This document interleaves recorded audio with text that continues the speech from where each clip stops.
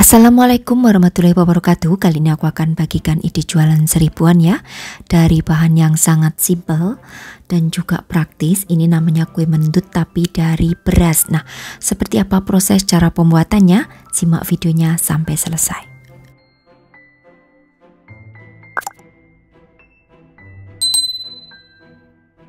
Aku akan buat terlebih dahulu untuk isian unti kelapa ya. Siapkan setengah gelas air, masukkan ke dalam wajan, kemudian tambahkan 50 gram gula jawa, juga daun pandan. Kemudian masak hingga gula jawanya ini larut. Sebaiknya gula jawanya disisir ya. Dan supaya agak gurih, aku tambahkan dengan setengah sendok teh garam. Nah, ini setelah gulanya meleleh, kemudian akan aku masukkan 100 gram kelapa parut yang setengah tua. Kemudian masak dengan menggunakan api yang sedang cenderung kecil hingga air gulanya itu menyusut dan mengering. Nah, nanti kalau sudah menyusut dan mengering airnya, kemudian angkat dan biarkan hingga dingin.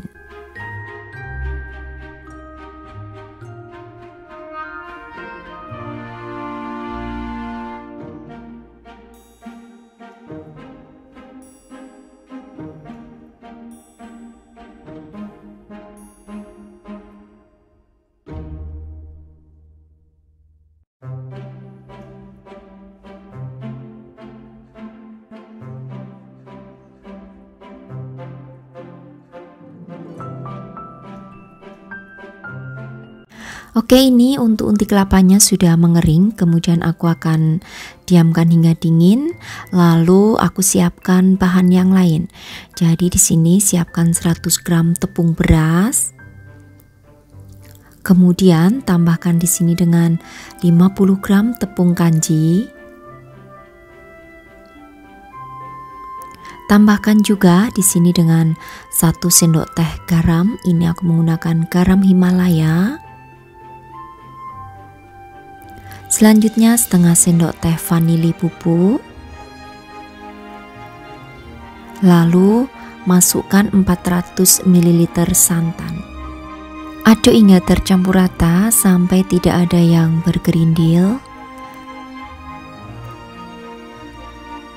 Bisa juga disaring ya supaya lebih halus atau tekstur daripada adonannya. Nah, di sini juga aku akan tambahkan dengan pewarna merah muda atau pewarna pink, pewarna makanan tentunya ya. Kemudian aduk kembali hingga tercampur rata.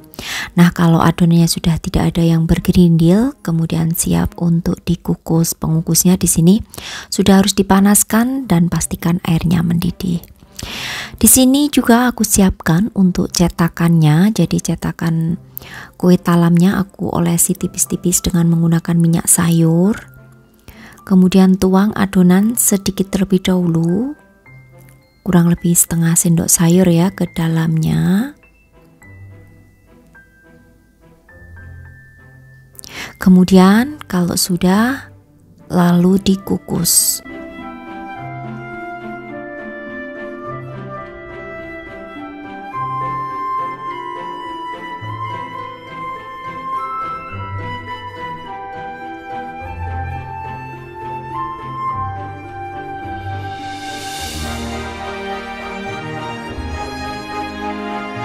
Untuk mengukus lapisan pertama ini selama 5 menit aja dengan menggunakan api yang sedang cenderung kecil. Jangan lupa tutup pancinya diberikan alas serbet.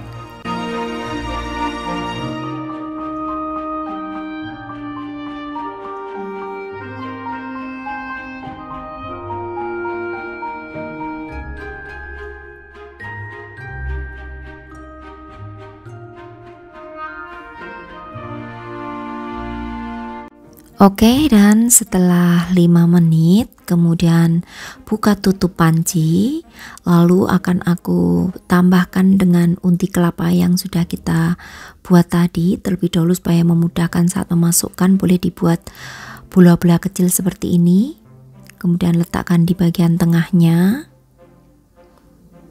Nah, kalau unti kelapanya sudah masuk semua, Kemudian tinggal dituang sisa adonan ya hingga penuh.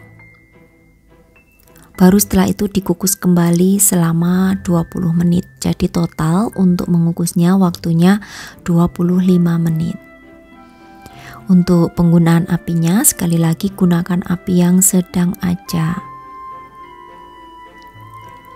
Oke, dan ini setelah 20 menit dikukus, kemudian angkat. Lalu setelah itu biarkan terlebih dahulu hingga dingin. Setelah dingin bisa dikeluarkan dari cetakan. Ini aku alasi dengan menggunakan cup mika ya supaya lebih cantik, dan diberi hiasan daun pandan di atasnya. Ini cocok banget untuk ide jualan snack box seharga 1000-an, atau bisa juga kalian tentukan harganya dari modal awal yang kalian keluarkan. Ini hanya perkiraan aja dari aku. Untuk ketahanan daripada kue mentut beras ini di suhu ruangan hanya bisa bertahan maksimal 2 hari aja. Nah, biasanya kue mentut itu kan dari beras ketan ya, yang dibungkus dengan menggunakan daun pisang, tapi karena di sini aku nggak ada daun pisang, maka aku membuat resepnya dengan menggunakan cetakan supaya lebih praktis aja. Nah, sekarang aku akan belah supaya kalian bisa melihat seperti apa tampilan di bagian dalamnya. Jadi di dalamnya isi unti kelapa seperti ini. Ini rasanya enak dan juga unik tentunya.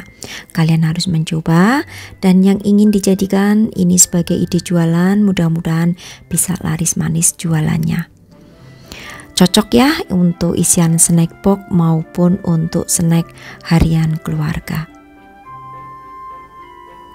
Oke, demikian tadi saja ya untuk resepku kali ini, cara membuat ide jualan 1000-an dari aku. Sekali lagi untuk harga 1000 itu perkiraan aja dari saya.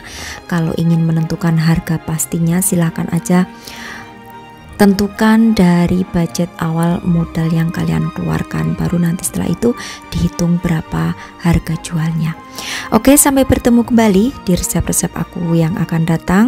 Wassalamualaikum warahmatullahi wabarakatuh. Bye bye.